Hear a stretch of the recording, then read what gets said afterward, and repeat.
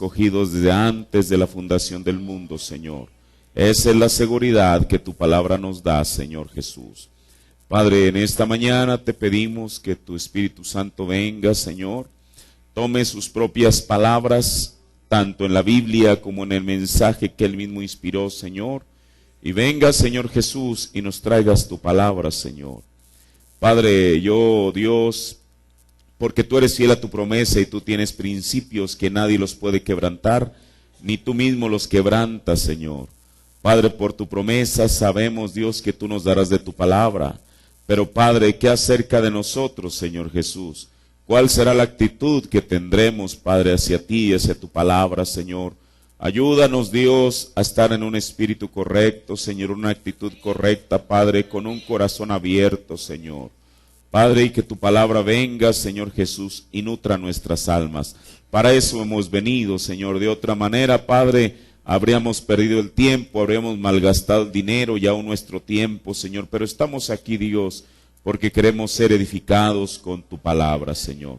Así que ayúdanos, Señor, en esta mañana, en el nombre del Señor Jesucristo. Amén. Dios bendiga a cada uno de ustedes una vez más. Vamos a tomar la escritura en el libro de Deuteronomio.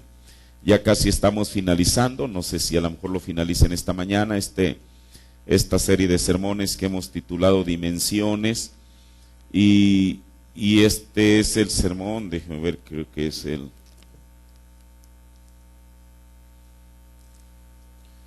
sermón número 44, sermón 44 de lo que es dimensiones. Estamos estudiando la séptima dimensión. Y dice el Señor en su palabra: he aquí de Jehová tu Dios son los cielos y los cielos de los cielos, la tierra y todas las cosas que hay en ella. Tome su asiento. En esta mañana voy a tomar algunas cositas de la palabra de Dios, de algo que el Señor nos dice aquí respecto a esta séptima dimensión. Mire,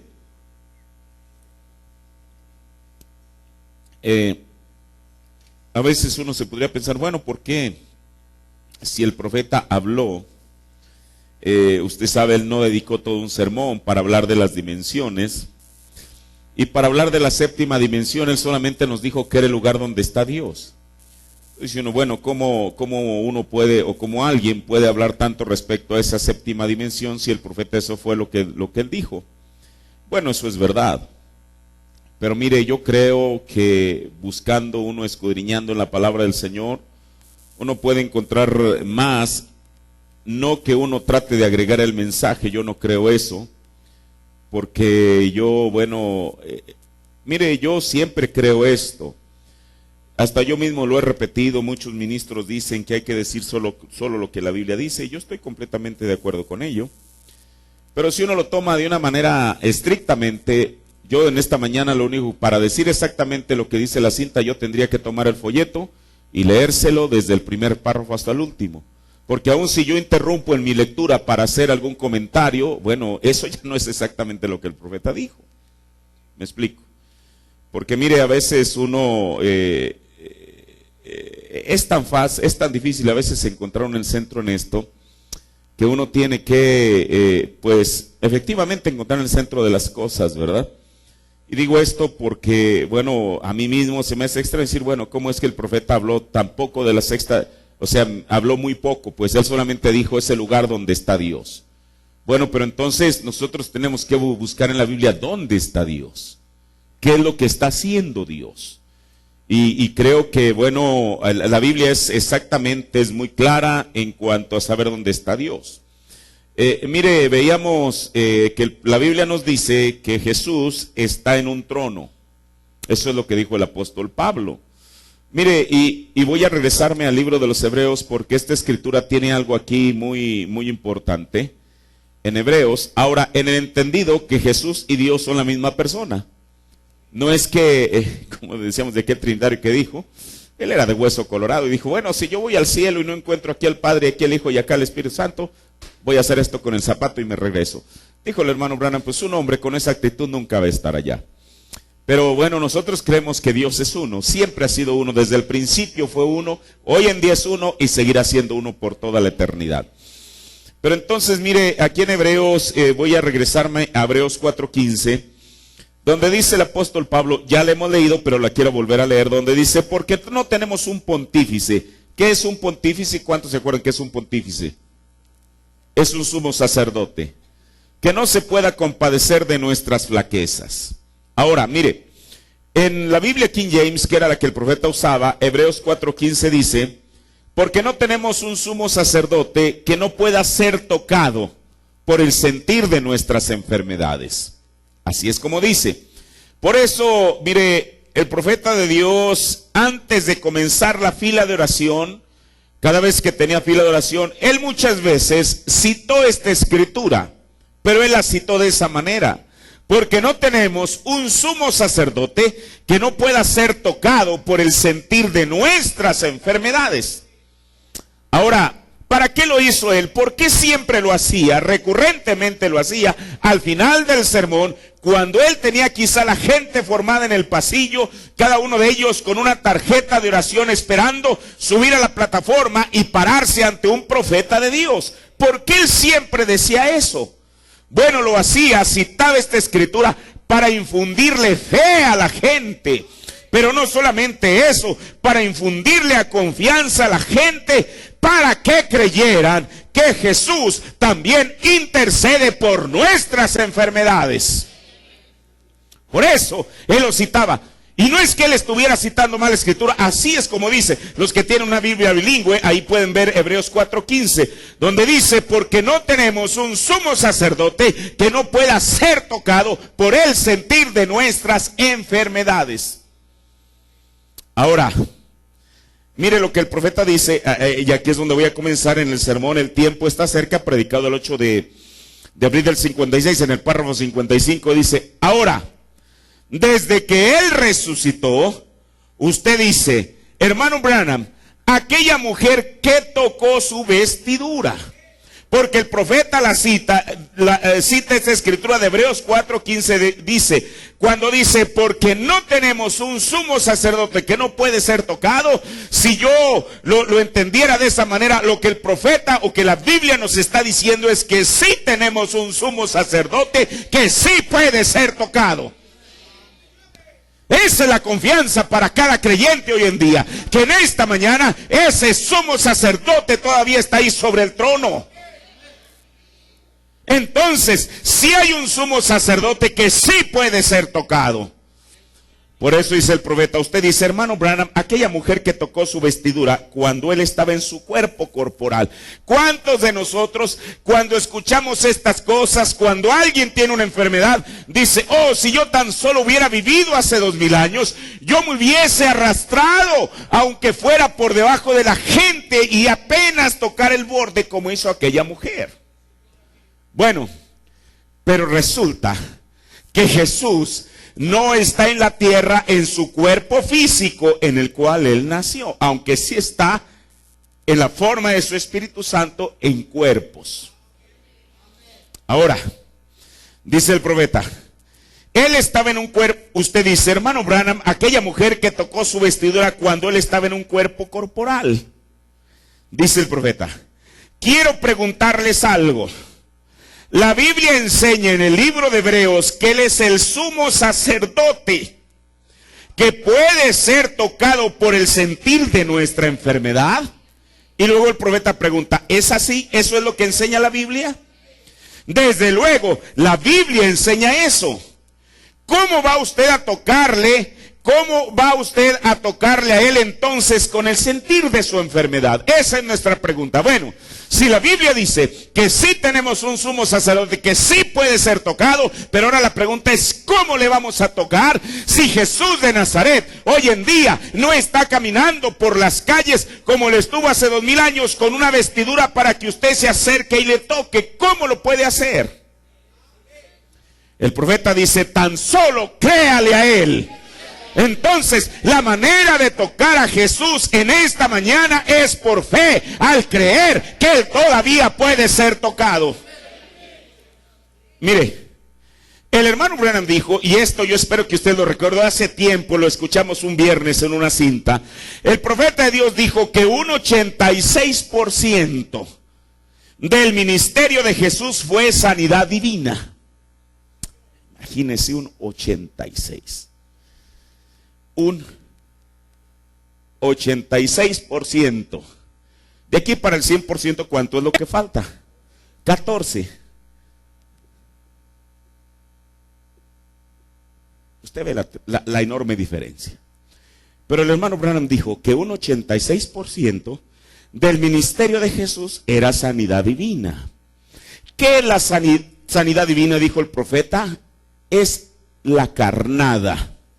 ¿Ha leído usted eso? Digo el profeta, cuando usted va a pescar, no mete ahí solamente el anzuelo, el pez se va a asustar, se va a espantar con eso, pero si usted al anzuelo le pone una carnada que cubra aquello, pero al final de cuentas lo que atrae a cualquier pez no es el anzuelo, es la carnada que está cubriendo el anzuelo.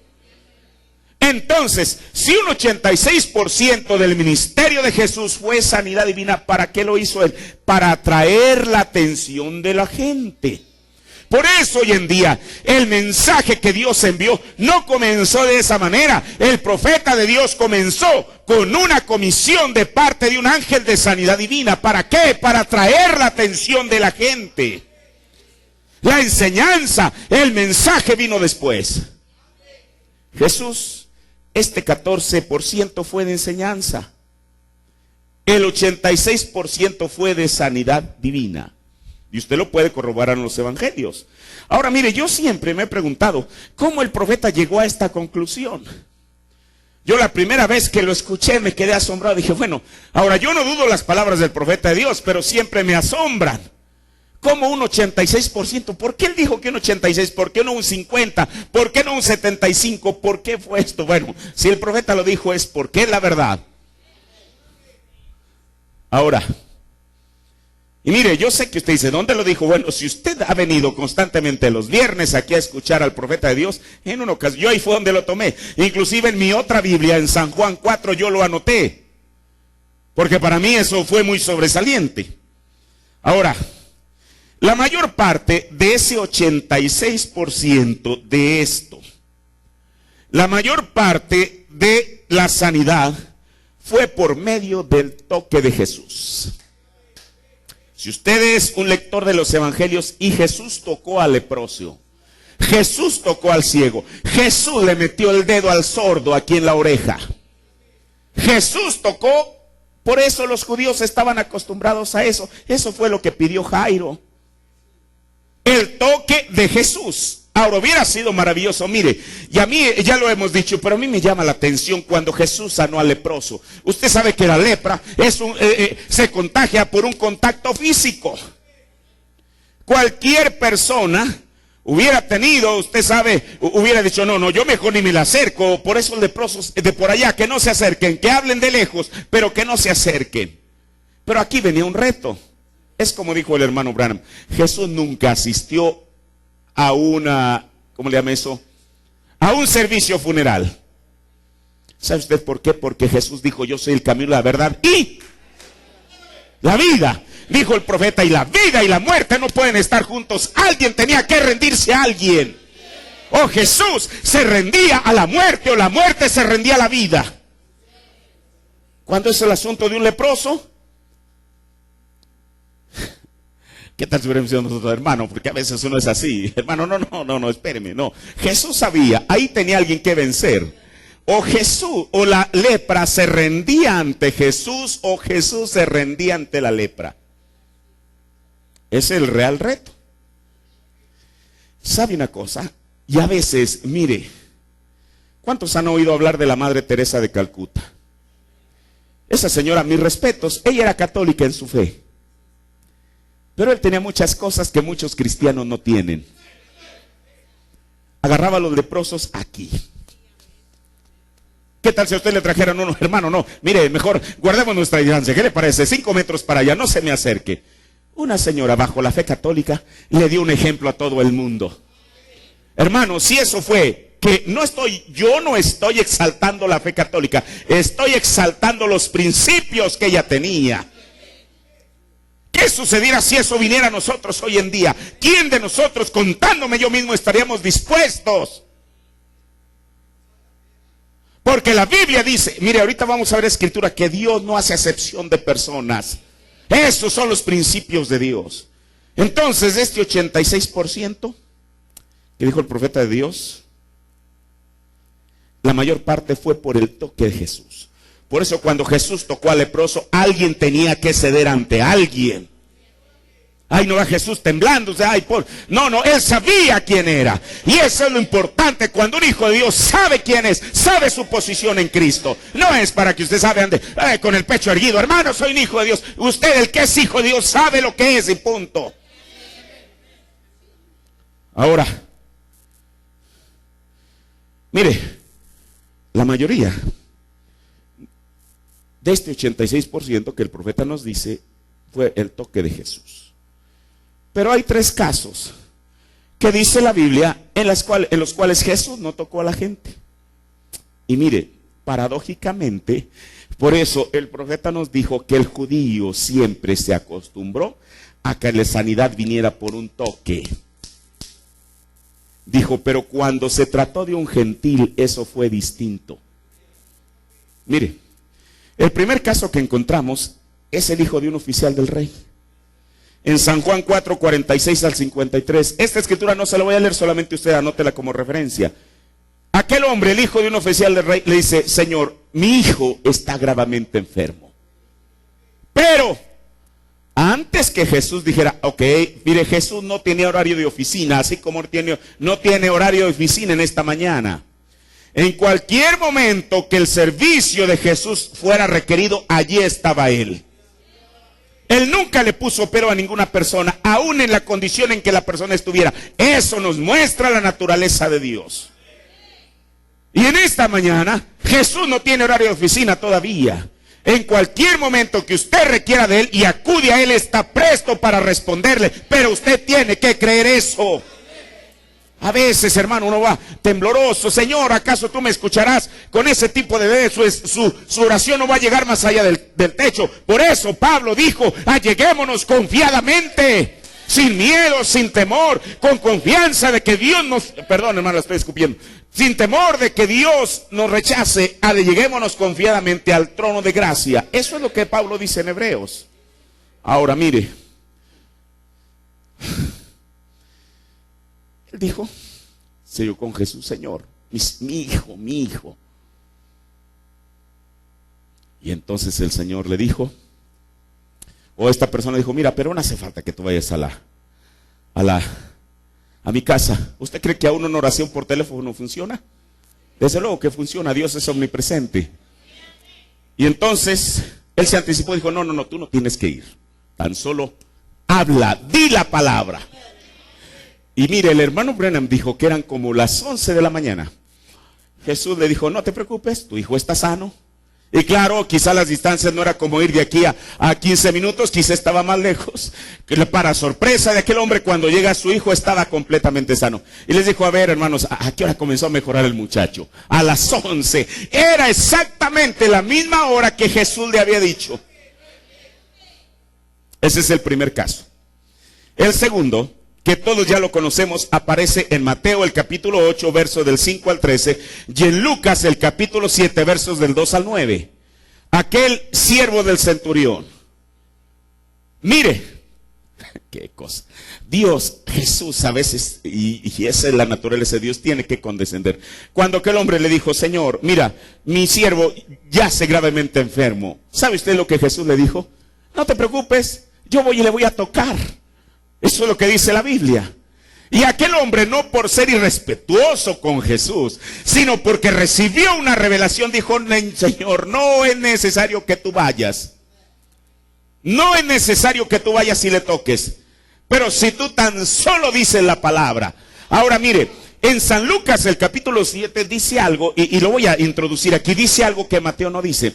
Dice la Biblia, recuerde quién era este, era un centurión, o sea, era un gentil.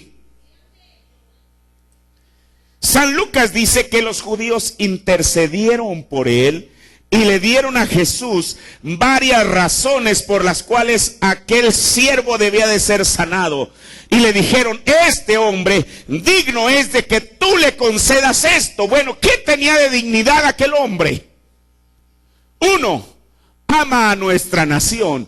Un gentil amando a la nación judía. 2, y él nos edificó una sinagoga. Mire, esto me recuerda cuando el hermano Branham habla de otro gentil, de Cornelio. Cornelio, el Señor le dijo, mire, claro, como dijo Jesús, el cristiano no debe de hacer buenas obras para ser visto. Porque Jesús dijo, lo que su mano derecha haga, que no lo sepa su izquierda. No ande diciendo, yo ayudé a la viuda, yo ayudé a fulano de tal, deje que lo hagan los fariseos, usted es un hijo de Dios. Pero dice la Biblia que Cornelio, el cual era un gentil, era pío, o sea, piadoso. ¿Qué lo hacía ser piadoso? Escuche. Y ahorita yo lo estaba verificando en el mensaje que es el Espíritu Santo. Si usted lo tiene, ahí el hermano Branham dice que Cornelio pagaba diezmos. Y no estoy diciendo para el hermano, deme sus diezmos en esta mañana. Solamente le estoy citando lo que el hermano Branham dijo. Ahora mire, el Señor le dijo, Cornelio, tus oraciones y tus limonas han sido recibidas. Mire, si usted hace cualquier cosa con un corazón sincero, no para venir o para decirle a los hermanos, mire hermano, yo hice esto por fulano, por sutano, merengano, sino porque usted lo hace de corazón, ¿usted cree que Dios no está viendo eso? Claro que sí. Dice la Biblia que Cornelio era pío y temeroso de Dios. Dijo el profeta, pagaba diezmos. Un gentil. ¿Cómo? Si esa ley había sido dada para los judíos.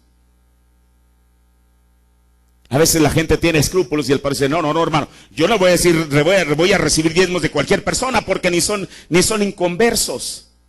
¿Quién le dijo a usted eso? O que son inconversos. No, yo solamente a los creyentes. ¿Quién le dijo a usted eso? Escuche. Ahora, eso nada tiene que, me refiero que eso no salva a la persona, yo lo entiendo. ¿Me explico? Pero usted deje que una persona que a lo mejor ni siquiera, y yo no digo porque alguien diga que estoy pidiendo algo, no. Porque yo sé que esto alguien más lo va a escuchar en alguna parte y posible por esa persona se está diciendo. Posible alguien ni siquiera profese el cristianismo, pero en su corazón el Señor le dijo, paga tu diezmo. ¿Sabe usted? Esa persona, aun cuando no profese cristianismo, tan solo por esa actitud, Dios por su palabra está obligado a abrirle las ventanas de los cielos para una prosperidad. Eso es lo que dice la Biblia. Ahora, el hermano Branham dijo que él pagaba diezmos, que construía sinagogas para la gente. Respetaba a Dios, temía a Dios, dijo, y era un buen presbiteriano, metodista o bautista. Y Dios, eso fue lo que el Señor dijo, mira, tus limonas y tus oraciones, tú eres un gentil, pero ellas han llegado a mi presencia. Y entonces cuando Pedro fue eso, dijo, por verdad hallo que Dios no hace acepción de personas. Esa es la naturaleza de Dios. Sino que de cualquiera nación que le teme y obra justicia se agrada.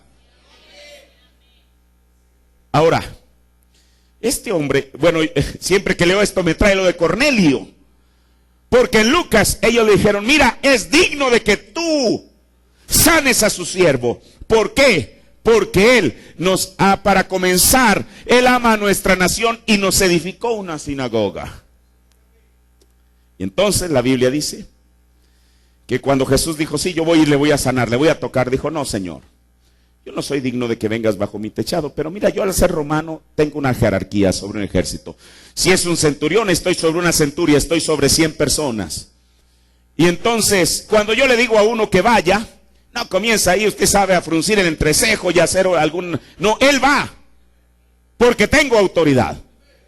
Y si le digo, viene, él viene. Porque tengo una autoridad que el gobierno de Roma me ha conferido. Señor, tú tienes toda potestad. Aún antes que Jesús dijera, toda autoridad me es dada en el cielo y la tierra. Antes que lo dijera, un gentil lo reconoció. Y dijo, Señor, yo sé que tú tienes, no importa, si tú hablas la palabra, aquella palabra caminará a través de las dimensiones y saldrá en el lugar correcto y eso sucederá. Y sabe usted, Jesús, perdón por esto que voy a decir, Jesús se quedó asombrado. Y dijo, ni siquiera en Israel, en el propio pueblo de Jesús he encontrado tanta fe. Y eso sucedió. Eso fue el segundo caso. Mire, yo me he preguntado, cuando el profeta habla de la mujer griega sirofenicia, él dijo, esta fue la primera ocasión que sucedió con una gentil. Ahora, el primero ya vimos fue el hijo del oficial del rey, y dice la Biblia que ese fue el segundo milagro de Jesús. El primero fue cuando convirtió el agua en vino. Esta mujer llegó ante Jesús, era griega sirofenicia, o sea, era una gentil también. Llegó con Jesús pidiéndole ayuda para su hija. Y Jesús le dice alguna frase que a lo mejor para mucha gente no hubiera caído bien, que le dijo, mira, no es lícito tomar el pan de la mesa de los hijos y dárselo a los perrillos. Dijo el hermano Branham, cualquier mujer se hubiera ofendido con eso. Hubiera dicho, ¿qué cosa? Yo vengo a pedir ayuda y este individuo me llama perra, así que... Pero ¿sabe una cosa? Esto a mí me da la certeza de una simiente predestinada. ¿Y sabe usted? Ella le dio la razón a Jesús, sí Señor, es verdad. Si tú dices que soy una perra, lo acepto. Pero Señor, los perros también comen de las migajas que caen de la mesa de su Señor. ¿Y sabe usted lo que Jesús le dijo? Mujer, grande es tu fe. Y aquella mujer, aquella hija de ella fue liberada. Ahora eso fue cuando Jesús habló la palabra. Pero estamos hablando acerca de cuando Jesús tocó al leproso, al ciego, al que tenía una mano seca, etc. Ahora, cualquiera de nosotros, si hubiéramos vivido hace 2000 años, hubiéramos dicho, oh, si Jesús viniese y me tocase. A veces queremos dejar todo en Jesús. Pero aquí el apóstol Pablo en Hebreos no está diciendo que tenemos un sacerdote que nos puede tocar. La Biblia no dice eso. Dice que tenemos un sumo sacerdote que puede ser tocado. Eso inversa los papeles. Una cosa es que Jesús toque a la persona, pero ahora lo que el apóstol Pablo nos está diciendo es que nosotros somos los que debemos tocar a Jesús. ¿Cómo lo podemos tocar? Por medio de nuestra fe, dijo el profeta. Ahora,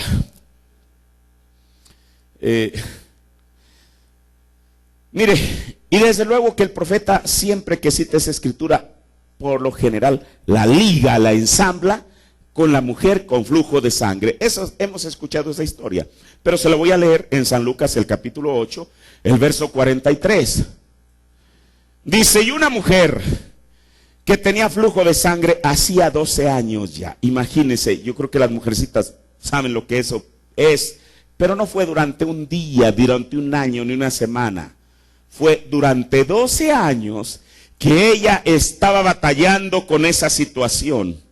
Pero no solamente eso, sino que dice la Biblia, la cual había gastado en médicos toda su hacienda, toda su heredad, todo su dinero, lo había gastado. Quizá usted sabe, una persona le decía, oye, ¿por qué no vas con el médico fulano de tal? Él ha sido muy exitoso en tal y tal enfermedad. Ella iba, gastaba su dinero y no surtía efecto. Y así anduvo de consultorio en consultorio.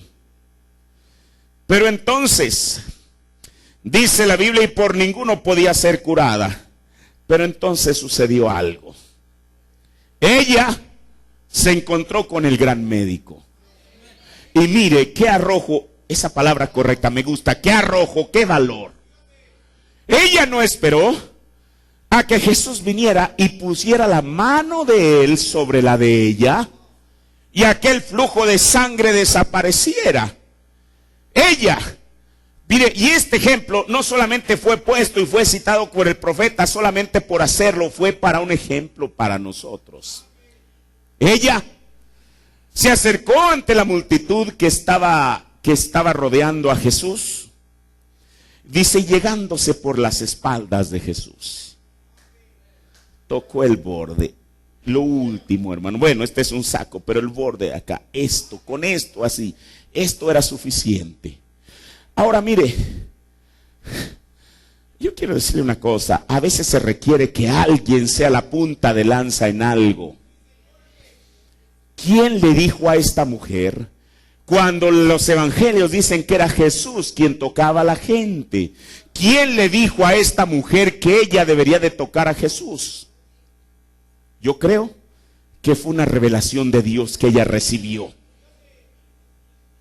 Y ella dijo, con eso me basta. Yo no necesito que Él me toque. Si yo tan solo voy y toco lo último de su vestidura. Llegándose por las espaldas, tocó el borde de su vestido. Hermano. Y luego se estancó. A mí me gustan los términos. ¿Qué es estancarse? Mire, en otras Biblias puede ser que se detuvo, pero a mí me gusta esa palabra, se estancó. Como vamos a suponer, ¿qué es habla de estancarse? Es de un estanque, de algo que contiene algo líquido.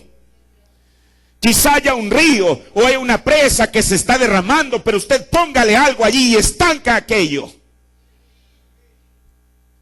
Porque mire, si esa hemorragia de sangre, hablemoslo en nuestros términos, es porque alguna vena o algo no coagulaba. Pero entonces, apenas toca y aquello se estanca, se detiene, coagula, y entonces dice la Biblia, y luego se estancó el flujo de su sangre. Entonces dijo Jesús, ¿quién es el que me ha tocado? Y negando todos, aquí va otra vez Pedro, el intrépido, aquel que nunca se quedaba con algo. Y dijo Pedro y los que estaban con el maestro, la compañía te aprieta y oprime, y dice, ¿quién es el que me ha? Y dices, ¿quién es el que me ha tocado? Pero ¿cómo supo Jesús que alguien le había tocado? A lo mejor usted puede sentir que alguien le agarre la mano, que le dé un piquete en la costilla y lo que sea. Pero ¿cómo usted puede sentir que alguien toque esto cuando esto no es parte de su cuerpo? Jesús no sintió la mano de la mujer sobre su vestidura. Jesús sintió la fe de la mujer, y aparte de eso, a algo espiritual hubo una reacción física. San Lucas es el único, mire, usted esta historia la encuentra en 3 de los evangelios. Pero solamente Lucas dice el comentario que Jesús hizo y que el profeta lo tomó en muchos de sus sermones. Jesús dijo, yo sé que alguien me ha tocado porque, ¿qué cosa? Virtud, poder ha salido de mí. No era esto, el tocar en sí, esto no saca virtud de nadie, pero fue el toque de la fe de aquella mujer que hizo que Jesús saliera del poder. Dijo el profeta, virtud es fuerza. Por eso, no más el profeta se debilitaba, él no estaba ahí. Usted sabe cómo he escuchado de ministros que tratan de personificar al hermano Branham y duran una hora predicando, ya, y hermano, y están, sáquenme, hermano, es una personificación, es una imitación carnal. ¿Desde cuándo la predicación debilita a alguien de esa manera? Eso no es bíblico. Pero dijo el profeta, una sola visión que Jesús tuvo lo debilitó. Por eso William Branham, cuando la gente prácticamente lo tenía que tocar así, o lo tenía, perdón, Willie Paul y algunos hermanos tenían que sacarlo así de la plataforma, él no estaba fingiendo algo, no estaba tratándose de hacer, usted sabe, para que la gente impresionara a la gente. De una visión y otra visión y otra visión y otra visión, él se iba debilitando hasta que ya no sabía dónde estaba, si estaba en la plataforma, en la calle, dónde estaba. Lo tenían que sacar y darle, hermano. Y yo he escuchado esas tonterías, hombre. Ahí traen al ministro paseando, dando la vuelta al parque. Oye, si alguien supiera la escritura, dijera, déjate de payasadas y levántate. Eso es duro, pero es la verdad. A veces uno tiene miedo que es cosas se digan, hermano, el profeta habló cosas más tremendas que esas, por usted no lo sabía. Y yo lo estoy diciendo porque yo conozco el mensaje. A veces la gente, ay, hermano, no me ofenda. Pues si la palabra de Dios lo ofende, oféndase. El profeta nunca se tuvo que disculpar por hablar la palabra, esa era la verdad, pero son payasos. ¿Ve? Y yo he conocido que ha salido virtud de mí. Entonces, como la mujer vio que no se había ocultado, vino temblando y postrándose delante de él, declaróle delante de todo el pueblo la causa que le había tocado y cómo luego había sido sana. Ahí tenían un testimonio fresquecito del poder de Dios. Pero mire, esto es lo más maravilloso. Mucha gente fue sanada por Jesús. Y muchos de ellos solamente se acordaron que existía Jesús el día que fueron sanados y se regresaron a lo mismo. La naturaleza del hombre no cambia. Hay gente que mientras tiene una gran necesidad, Señor, sáname, ayúdame, etcétera, y cuando Dios, porque Él no hace excepción de personas, le concede a la persona, nunca se vuelven a parar en la iglesia. Esa es la verdad. Bueno, yo lo he visto. Yo no creo haber visto más que usted. Mire, ahí está un testimonio. Pero aquí está lo más maravilloso. Y él le dijo, hija, ella era hija de Dios. Hija, tu fe, ¿qué? Te ha salvado, dice la Biblia versión antigua. Ve en paz. Por tocar a Jesús, esta mujercita recibió dos cosas. Ella testificó delante de la audiencia, hermanos, quiero decirles lo mismo. Yo tenía 12 años batallando de consultorio en consultorio. Y solamente las mujeres saben, quizá dijo ella, lo que yo sentía, si es que alguien ha estado en mi condición. El hombre no sabe nada de eso, pero ustedes mujeres saben. Durante 12 años esto me pasó. Y ahorita, solamente bastó con que yo tocara el borde de su vestidura y sentí. Pero yo no solamente sentí, sino que él sintió también. Eso es maravilloso. Pero Jesús le dijo, hija, tu fe te ha salvado. Mire, tu fe te ha salvado. Por tocar a Jesús recibió sanidad y salvación, según palabras de Jesús. Mire lo que el hermano Branham dice, el pacto de Dios con Abraham y su simiente, predicado el 23 de febrero del 56, párrafo 39. La misma palabra salvado se traduce en ambas maneras.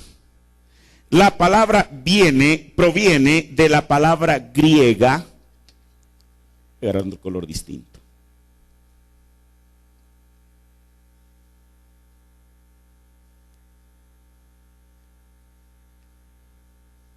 Soso. ¿Ven? Que cuando él, escuche, qué cosa, él le dijo a la mujer que tocó el borde de tu vestidura, tu fe, hermano, esto solamente un profeta de Dios lo podía hacer. Tu fe te ha sosoado. Así es como el profeta lo dice. Es la única vez que yo encontré que y a mí cuando lo dice, Señor, pero son palabras de un profeta y él habla como el Espíritu Santo le diga que lo haga. Tu fe te ha sosoado, te ha salvado. Física o espiritualmente, cualquiera de las dos palabras. Ambas palabras son solo, cada vez que ella significa salvo por el alma, ella significa salvo por el cuerpo. Usted es salvo físicamente, usted es salvo espiritualmente, usted es salvo de su enfermedad o usted es salvo de la separación eterna. Y todo es hecho por las obras consumadas de Jesucristo en el Calvario. Allí lo tienen, amén, aleluya.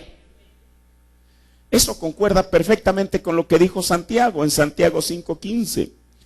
Él habla que si alguien está enfermo, que llame a los ancianos de la iglesia que le unjan con aceite.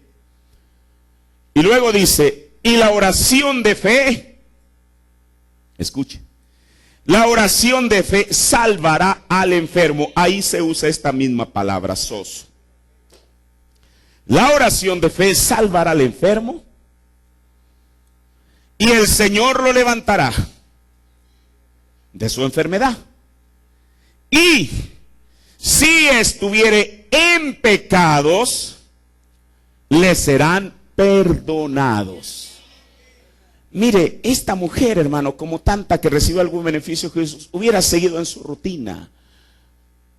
Pero cuando Jesús le dijo, tu fe te ha salvado, tu fe te ha sosoado, permítame decirlo como dijo el hermano Branham, Jesús le estaba garantizando a ella una sanidad física que ya había experimentado cuando sintió que el flujo se detuvo, pero también le estaba garantizando una salvación en su alma que sin duda alguna también ella experimentó.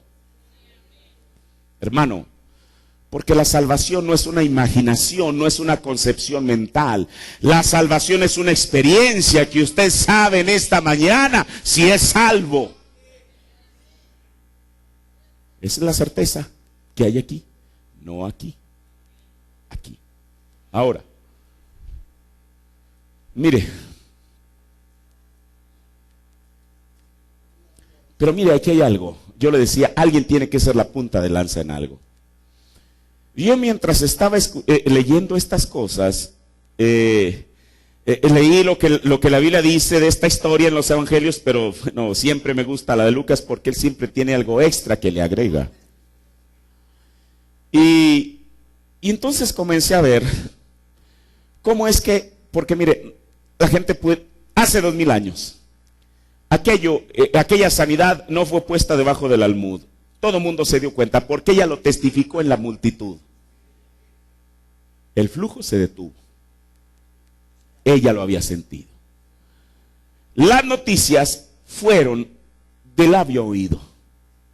Y la Biblia dice que la fe viene ¿por qué? No por el hablar, viene por el oír. Mucha gente lo escuchó y escuche. Hermano, y yo creo que esa es una buena actitud. Si él lo pudo hacer por ella, lo puede hacer por mí. Esa es una buena actitud en esta mañana. Si Dios la sanó a ella, me puede sanar a mí. Si Dios lo sanó a él, me puede sanar a mí. Si Dios la salvó a ella, me puede salvar a mí. Si Dios le dio el Espíritu Santo a él, me lo puede dar también a mí. San Marcos 6:56 dice: y donde quiera que entraba Jesús, en aldeas o ciudades o heredades, ponían en las calles a los que estaban enfermos y le rogaban, ¿a quién? A Jesús. Le rogaban siquiera, y le rogaban que tocasen siquiera el borde de tu vestido, de su vestido. Y todos los que le tocaban quedaban sanos. ¿Qué le parece? Usted dice, bueno, ¿cómo sabemos quién fue primero? Si la mujer o estos. Mire, San Mateo el capítulo 14 dice lo siguiente. El verso 36. Y le rogaban que solamente tocasen el borde de su manto, y todos los que tocaron quedaron sanos. Pero resulta que San Mateo también cuenta esta historia de la mujer y la cuenta en San Mateo 9. ¿Qué quiere decir? Que esta mujer fue la primera que tuvo esa inspiración de ir y tocar a Jesús. Y aquella misma fe, ahora ella la recibió como una revelación. Pero el hecho de que fuera una revelación, por eso dijo el hermano Branham, si Dios salvó a una persona sobre la base de su fe, cuando venga la siguiente persona sobre la misma base, Jesús tendrá que hacer la misma cosa. Si Jesús lo salvó a usted sobre la base de su fe y su confesión, el siguiente que entre por esa puerta y que venga sobre la misma base también será salvo. ¿Por qué? Ya leímos en Hechos que Dios no hace excepción de personas.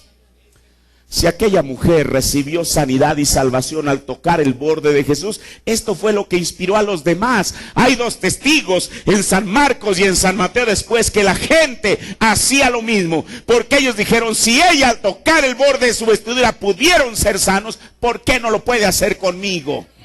Hermanos, si esa fuera la misma fe, la misma actitud de nosotros en esta mañana, si Dios, como dices el canto, no es un secreto lo que Dios puede hacer, si ha hecho algo por nosotros, también lo hará por ti. Es maravilloso esto, hermano. Entonces, por eso aquí uno puede ver lo que dice la Biblia, que Jesús es el sumo sacerdote.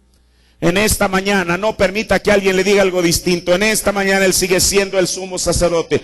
Usted sabe cómo sabremos cuando Él deje de ser el sumo sacerdote, porque la Biblia dice que ese lugar en el cual Él está, de ser un trono de gracia y misericordia, se convierte en un trono de juicio. Y entonces, aun cuando la gente venga y quiera ser bautizada, no le será de ningún beneficio. Porque ya no hay nadie que interceda por ella.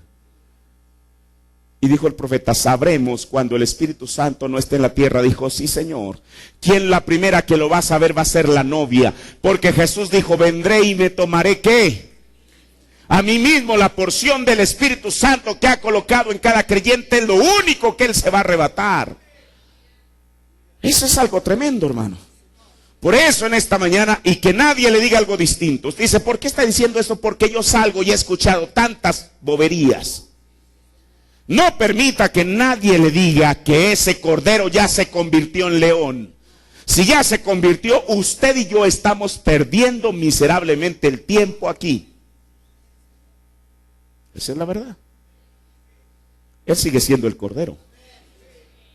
Él sigue siendo el sumo sacerdote, que se puede compadecer, o como dice el profeta, que puede ser tocado por el sentir de nuestras enfermedades. Usted escuche y no permita que el diablo le diga algo distinto. Usted en esta mañana tiene todo el derecho de acercarse a Jesús y tocar por medio de su fe el borde de sus vestiduras. Y si hace 2000 años virtud salió de él, en esta mañana virtud sigue saliendo de él. Jesucristo es el mismo, Él no cambia. Hermano, ahora, Él es el sumo sacerdote que está sentado en el trono de gracia para interceder a favor del creyente. No solo por el alma, sino lo que estamos viendo en esta mañana, también por el cuerpo. Ahora, pero Jesús, y aquí es algo muy precioso, Jesús no solamente es el sumo sacerdote, sino que Él es el Cordero. ¿Lo cree usted en esta mañana?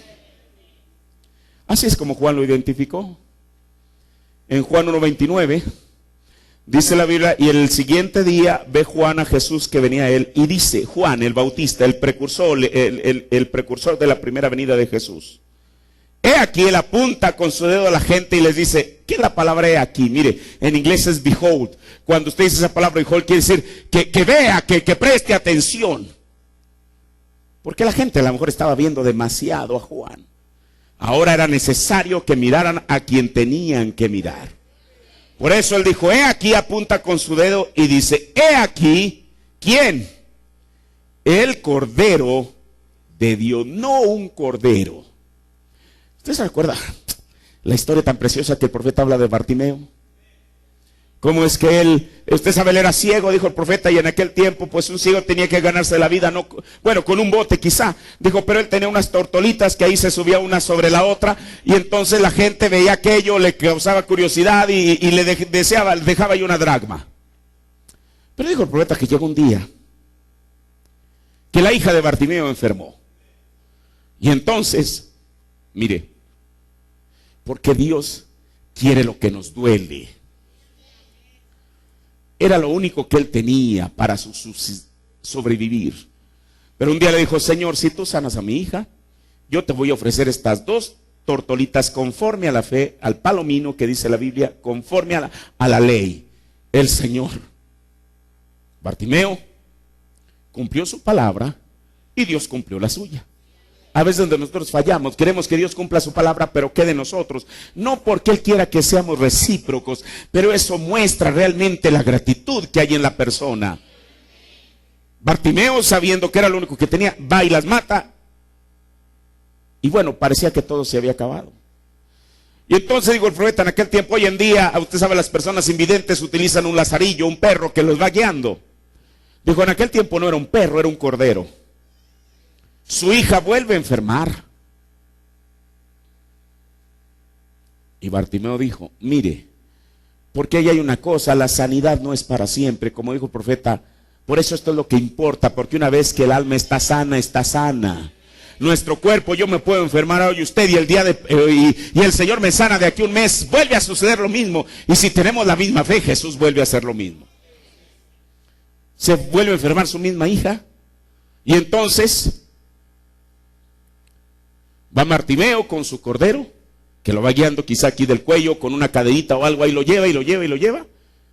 Y entonces Bartimeo dice, Señor, si tú sanas a mi hija, yo te voy a ofrecer mi cordero.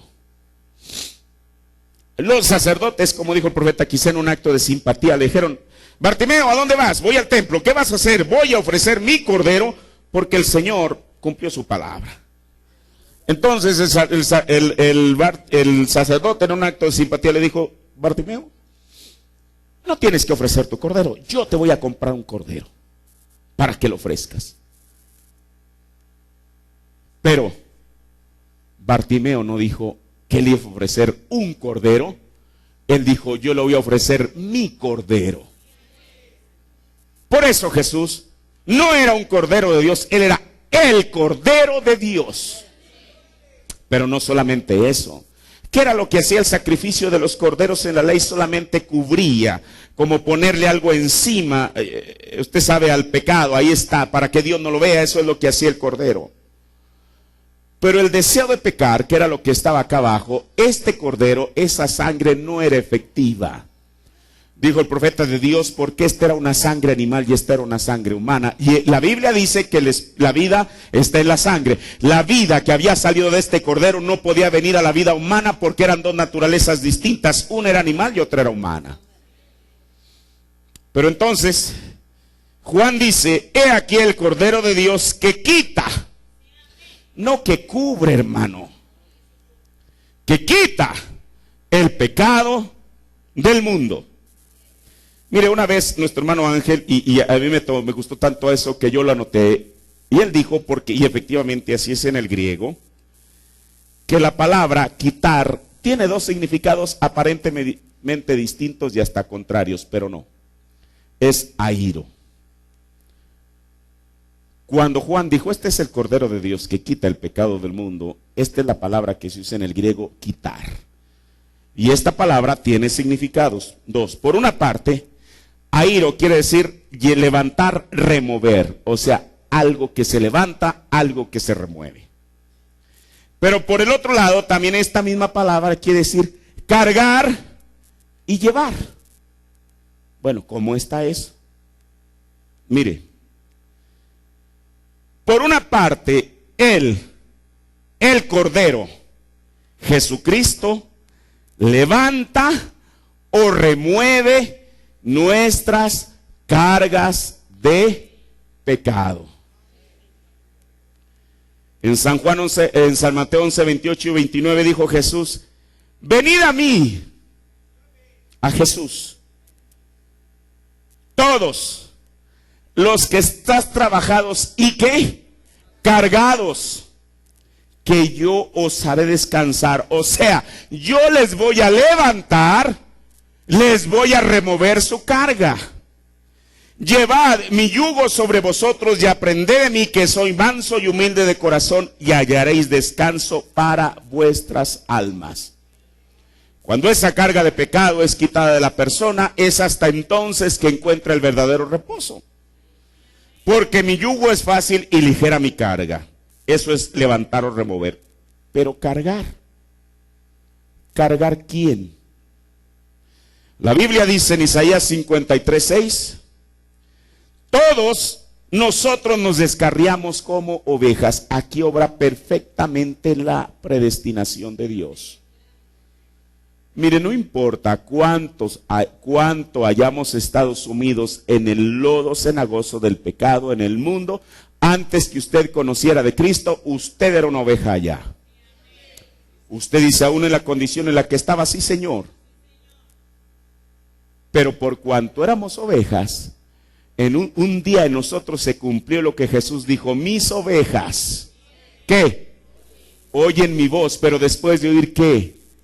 Y me siguen. Ahora, todos nosotros, todos nosotros, los que estamos aquí, los que no estamos, los que no están, todos nosotros nos descarriamos como ovejas.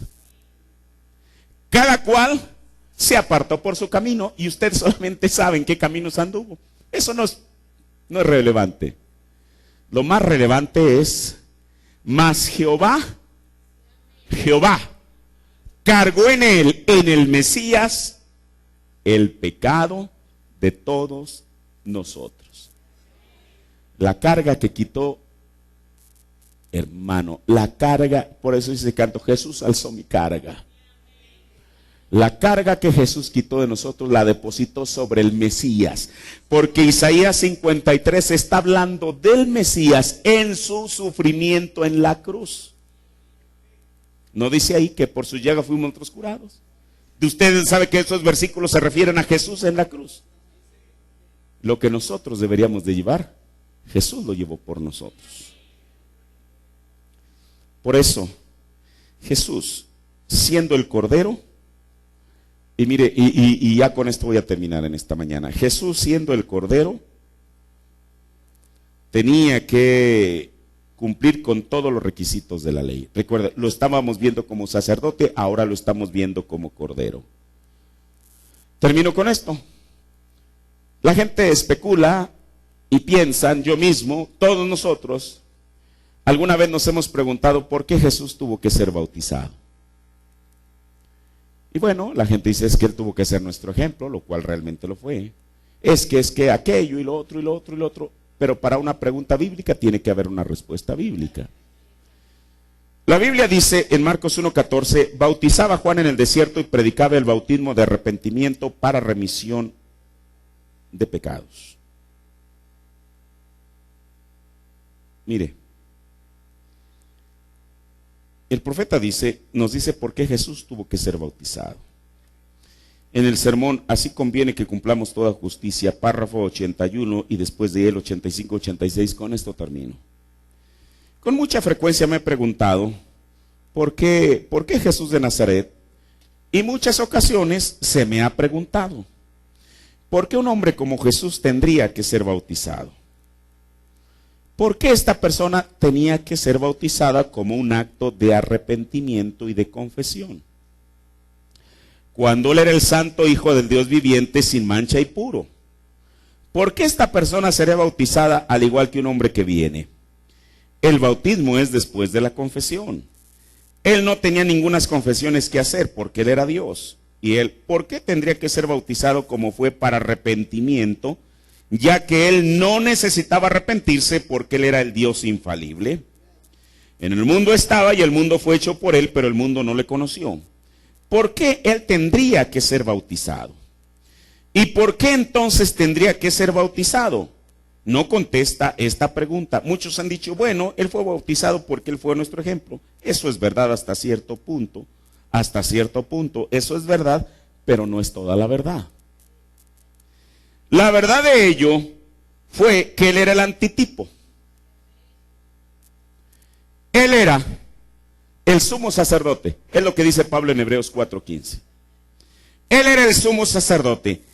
Y antes que el sumo sacerdote pudiera ser ungido, tenía que ser lavado. Éxodo 29:4. Y hará llegar a Aarón. ¿Quién era Aarón? El sumo sacerdote. Pero recuerda que hay algo importante. Aarón era el sumo sacerdote, un tipo de Cristo. Pero los hijos de Aarón eran sacerdotes. Mire, hace poco decíamos, no sé si lo dije aquí, ahora no sé si fue en Arizona, en algún lugar. Y le voy a decir esto a alguien quizá, no creo que aquí, quizá alguien en alguna parte le pueda servir. Hay hermanos, incluso hasta ministros, que han venido al mensaje, que vienen de una denominación que se llama la Iglesia Apostólica de la Fe en Cristo Jesús. Ellos ya tienen el bautismo en el nombre de Jesucristo. Desde que están en la Iglesia Apostólica los bautizan en el nombre de Jesucristo. Cuando vienen al mensaje, muchos de ellos se muestran renuentes para ser rebautizados en el nombre del Señor Jesucristo. Yo entiendo que si una persona es un trinitario, fue bautizado en los 3 títulos, bueno, lógico es que se tiene que rebautizar. Pero alguien que ha sido bautizado en el nombre de Jesucristo, le digo, se muestran renuentes y dice, no hermano, yo ya fui bautizado correctamente. Yo me pregunto, ¿fue bautizado correctamente? Hoy en día el bautismo no es en el nombre de Jesucristo. Usted dice, entonces, ¿cómo es? Al profeta le hicieron la pregunta que una persona cómo debería de bautizarse, si en el nombre de Jesucristo o en el nombre del Señor Jesucristo. Dijo, yo tomaría el nombre del Señor Jesucristo. Por eso una persona, aún viniendo de la iglesia apostólica, aún siendo bautizada en el nombre de Jesucristo, necesita ser rebautizada en el nombre del Señor Jesucristo. ¿Por qué? Porque dice la Biblia que no solamente el sumo sacerdote tuvo que ser lavado, también los sacerdotes, los hijos de Aarón. Eso es lo que acabamos de leer. Ahora,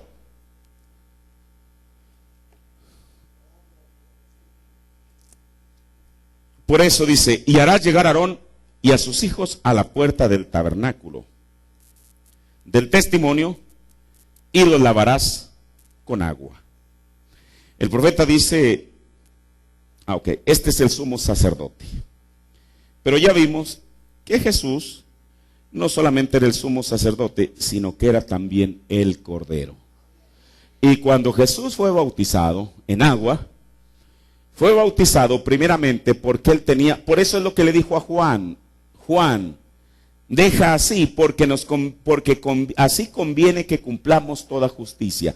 El profeta cuando toma esa escritura dice que Jesús le dijo a Juan, así conviene que cumplamos toda escritura. Jesús, siendo el tipo perfecto, tenía que cumplir con la ley. Si él iba a ser el sacerdote, así como Aarón, el sumo sacerdote, y sus hijos, antes de comenzar a ministrar, tenían que ser lavados, Jesús, siendo el sumo sacerdote, antes que comenzara a hacer la función de ello, tenía que ser lavado. Pero luego queda el Cordero. Eso lo vamos a ver después, también una explicación. Jesús no solamente fue el sumo, o es el sumo sacerdote, sino también es el Cordero. Y había una escritura que Jesús, antes de oficiar como el Cordero, aunque Juan dijo, este es el Cordero de Dios que quita el pecado del mundo, antes de oficiar como el Cordero, tenía que cumplir la escritura. Eso es lo maravilloso del Señor. Vamos a ponernos de pie. Padre, gracias Dios por tu palabra, la cual es tan preciosa y maravillosa, Señor. Padre, ayúdanos Dios a que esta palabra realmente sea una revelación a nuestros corazones, Señor.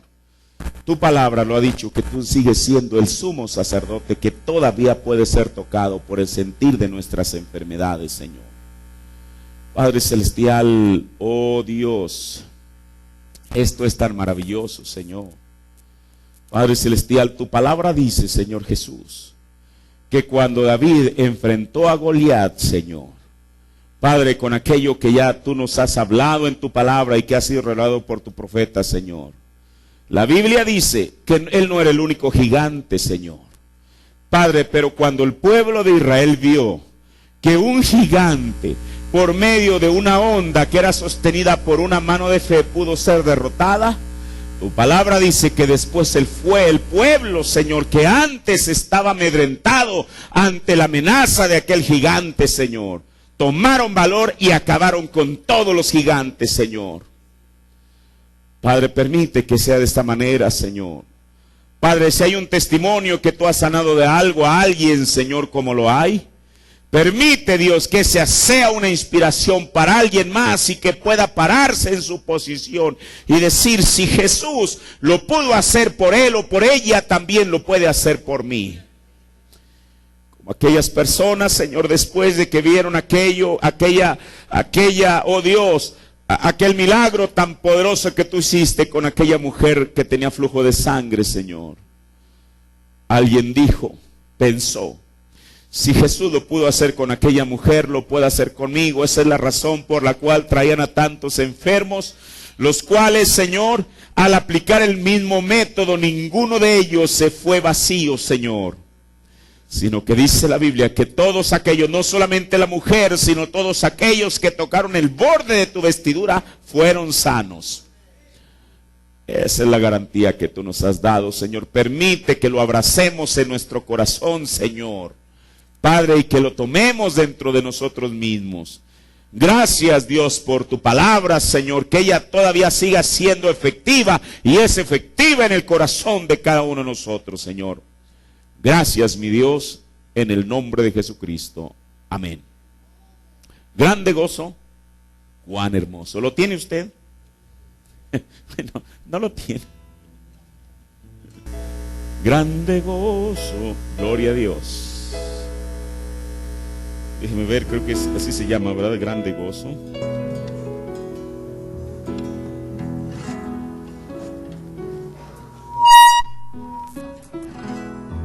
Sí, número 121, si los hermanos me dan un tono. Grande gozo